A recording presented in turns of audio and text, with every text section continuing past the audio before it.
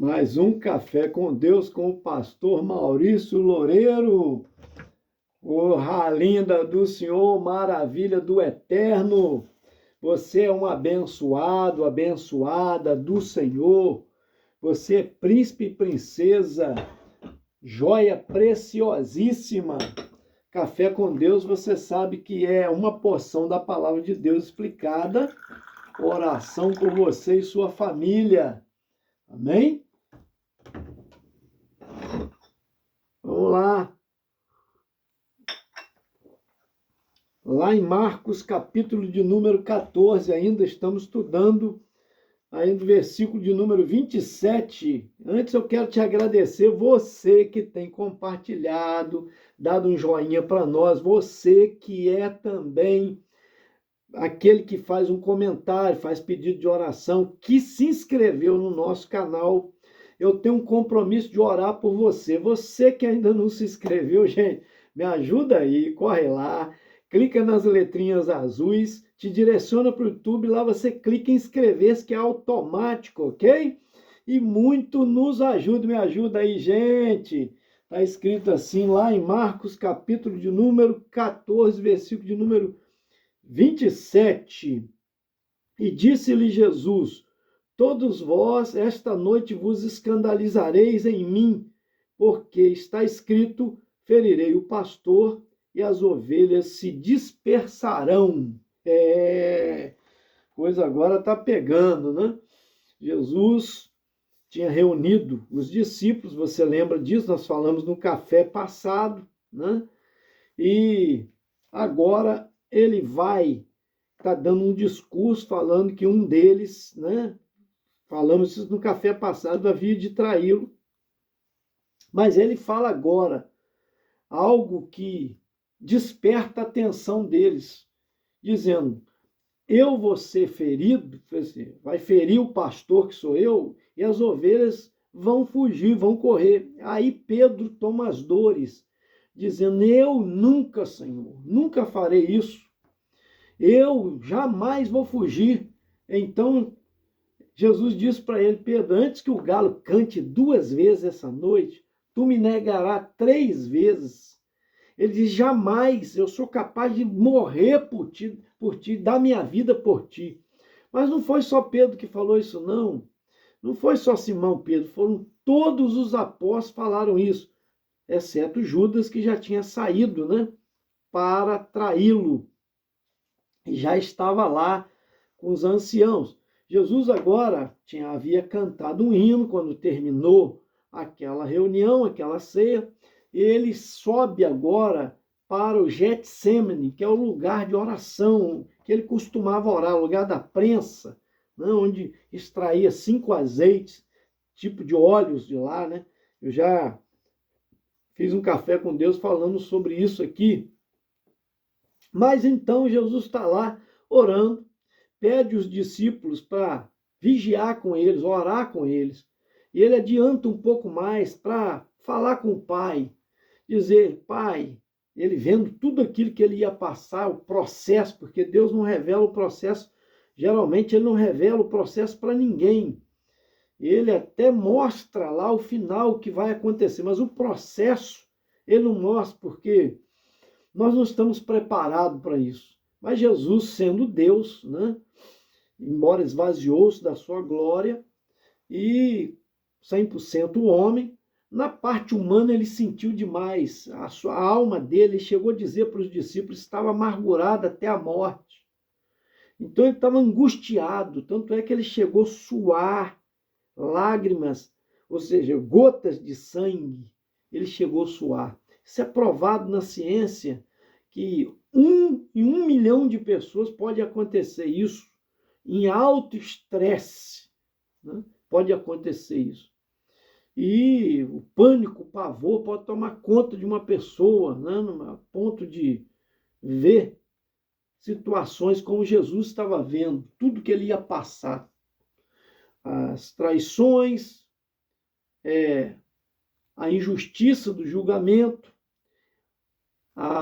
os murros no rosto, tapa na face, escarrada no rosto, coroa de espinhos sendo colocada, chicotada nas suas costas, apanhou muito.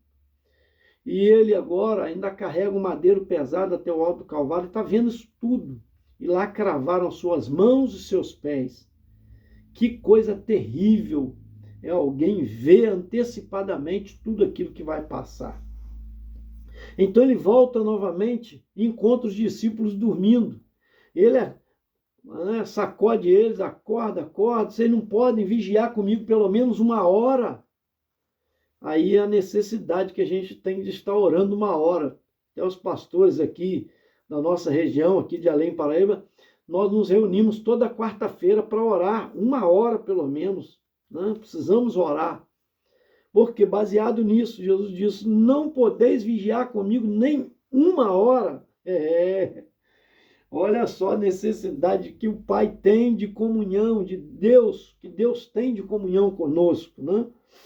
Então eles precisavam estar orando ali, junto com Jesus, vigiando, porque a gente precisa estar orando constantemente. Os tempos são maus, o dia é mau, né? O ser humano é mau por causa do pecado, e o mundo é mau, né? O mundo é mau. A Bíblia diz isso, quem ama o mundo constitui-se inimigo de Deus, porque quem ama o amor, quem tem amor pelo mundo, torna-se inimigo de Deus, porque o mundo, ele agrada os prazeres da carne, do pecado. Então, quem ama o mundo constitui-se inimigo de Deus. E aí diz para nós essa palavra, né? Então, ele está dizendo, vigia, ora comigo. Ele vai novamente e pede, passa de mim esse cálice. Ele fez essa oração e chegou a dizer, Abba, Pai. Abba é uma palavra que Jesus usou esta vez apenas. Abba, que quer dizer paizinho, pai de amor. Se é possível, passa de mim esse cálice, esse sofrimento. Mas imediatamente ele já emenda a sua oração dizendo, todavia não seja feita a minha vontade, quer dizer, a vontade humana dele, de Jesus, homem, por causa da dor que ele estava vendo que ele ia enfrentar. Ele já estava em alto estresse, imagina, hein? Estresse mata. Ele estava em alto estresse. E agora ele diz, todavia não seja feita a minha vontade, mas a tua. Então é importante nós nos rendermos à vontade do Pai, à vontade de Deus. Porque a vontade de Deus é o melhor para nós. Ela é boa, perfeita e agradável. Às vezes a gente não compreende, igual ali Jesus, naquele momento, pedindo para passar o cálice, né? Para passar aquele sofrimento, não passar por aquilo, se tivesse outro meio, como eu já disse, né? Ele podia dizer assim, Pai, se é para mim derramar o sangue, para que eu vou sofrer tanto assim?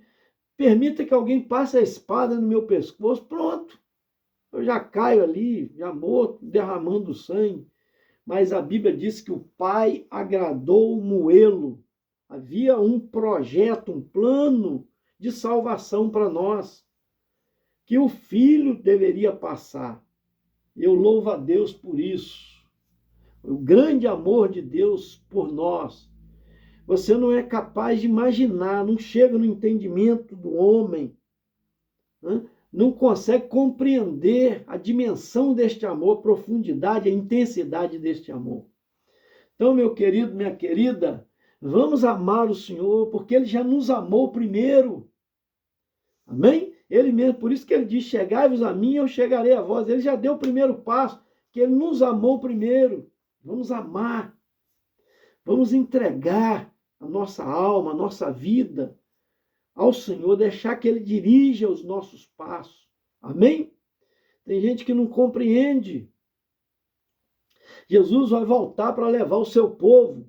Aí tem gente que fala assim, Jesus já voltou. Como que Ele voltou? Se está escrito lá em Atos dos Apóstolos, no capítulo 1, os anjos dizendo, Jesus começou a subir aos olhos dos discípulos, diz a Bíblia, e uma nuvem encobriu. Quer dizer, a ascensão de Jesus, ele foi assunto aos céus, aos olhos dos discípulos, e uma nuvem encobriu. Os anjos estavam do lado dos discípulos e disseram, varões galileus, por que estáis olhando para o céu?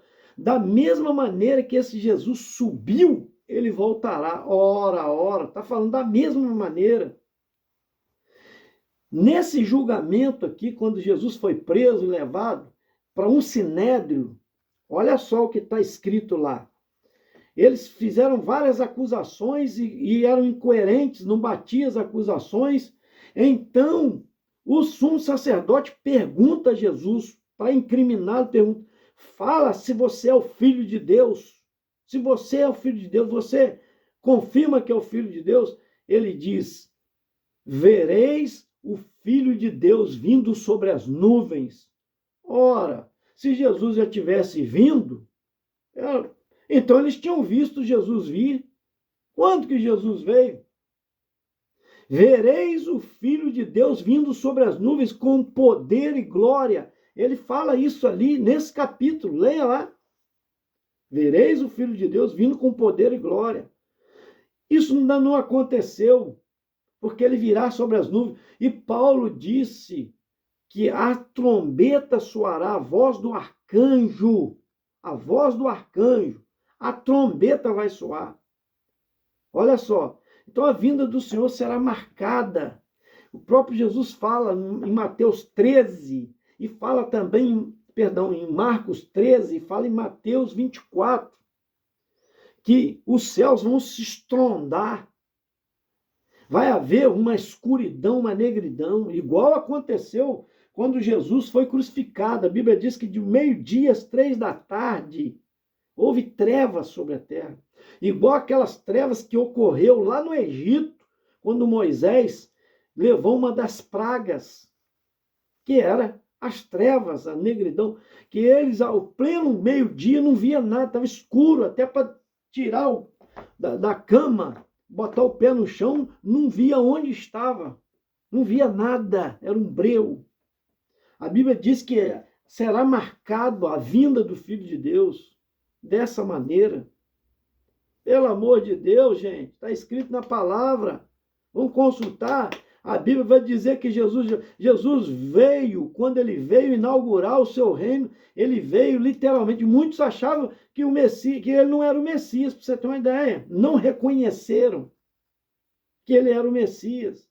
E ele estava ali, evidente, no meio deles. Certo?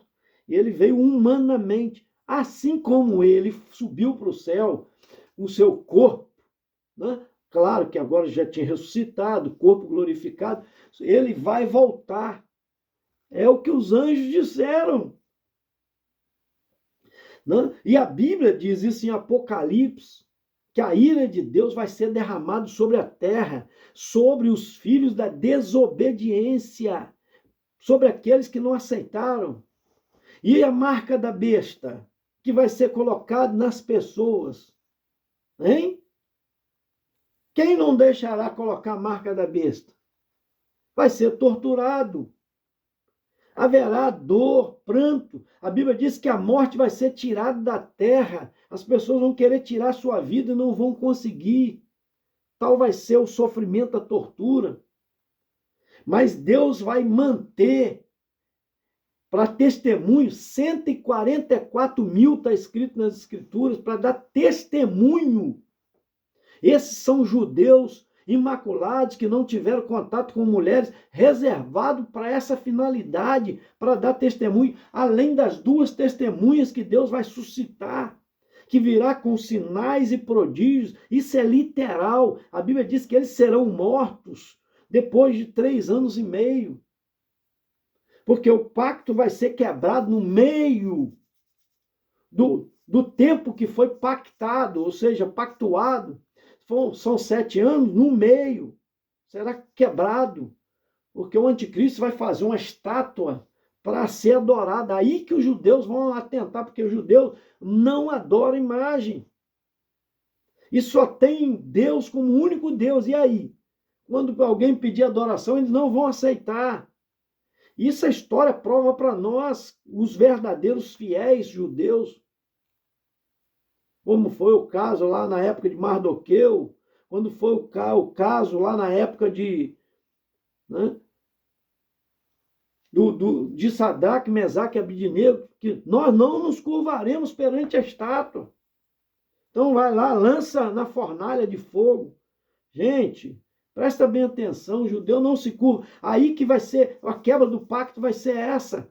Mas no final desse pacto, né?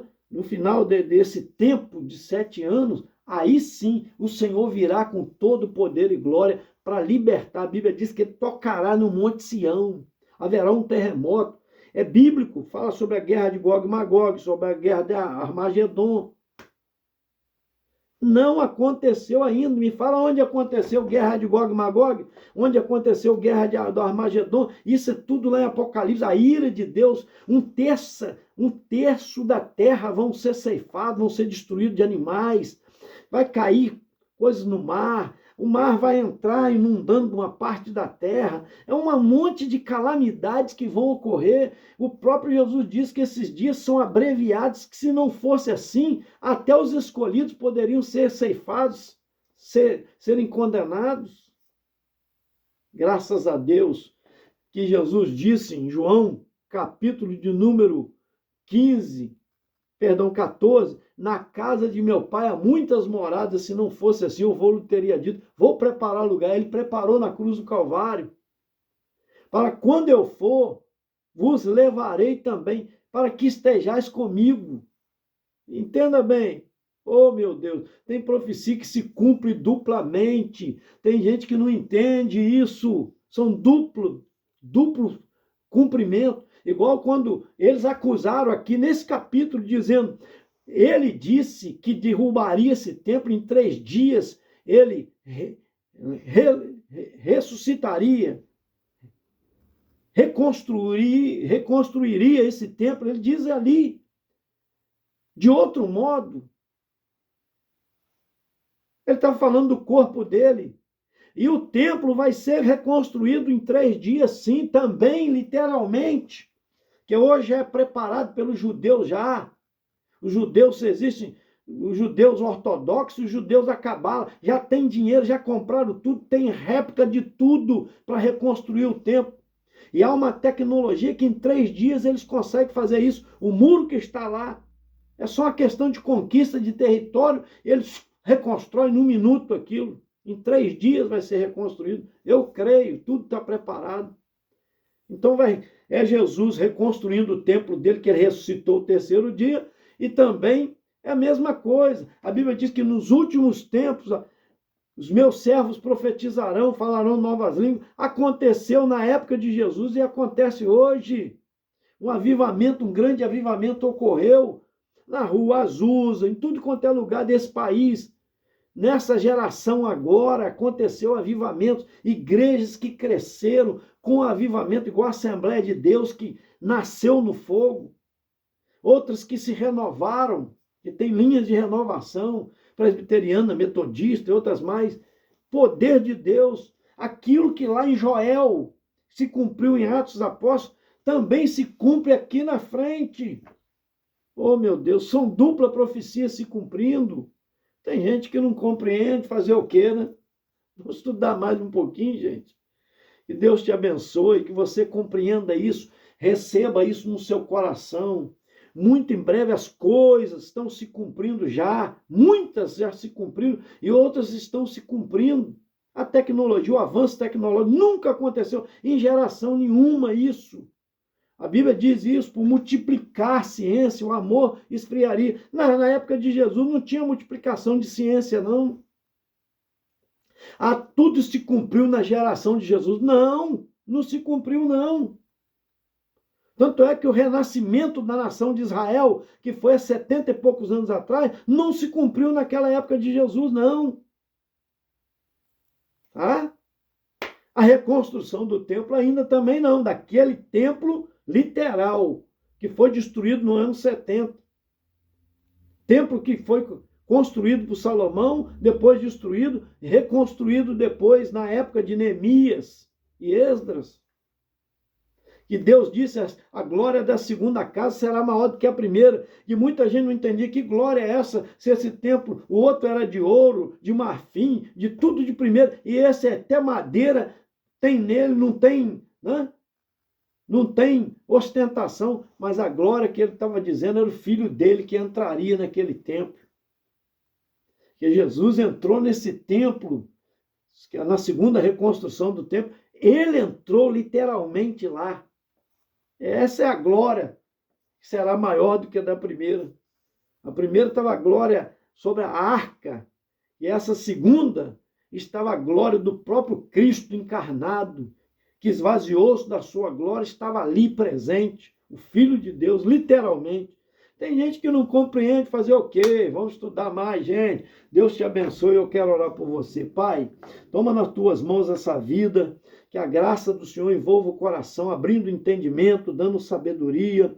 Abençoa a Alcina, Lúcia e família, dá saúde à tua filha, a Yolanda, o José, que ela faz o pedido de oração aqui, o Sérgio, libertação dos vícios. Coloco nas tuas mãos a Vera Rios também, e família, Pai amado, dá saúde à tua filha, a Rosaura Marques e família, a Priscila Duarte da Silva e família, lá de Pirapitinga, Minas Gerais, o Paulo César e família dos grupos, sempre curtindo aí os nossos vídeos. Deus, também o Jong Akil e família, lá do Vietnã. Toma também, ó Deus amado, a Cida, oh Jesus, é tanto. Cida Maria, oh meu pai, a Cleia, oh Jesus, Cleia Maria e família, tia Cleia, dá saúde à tua filha, abençoa ela. Toma o Reinaldo, a Camila, a Júlia, a Vera Rios, a minha esposa, a Vanessa. Nós tivemos uma missão tão linda, meu pai, ali, numa despedida, Senhor.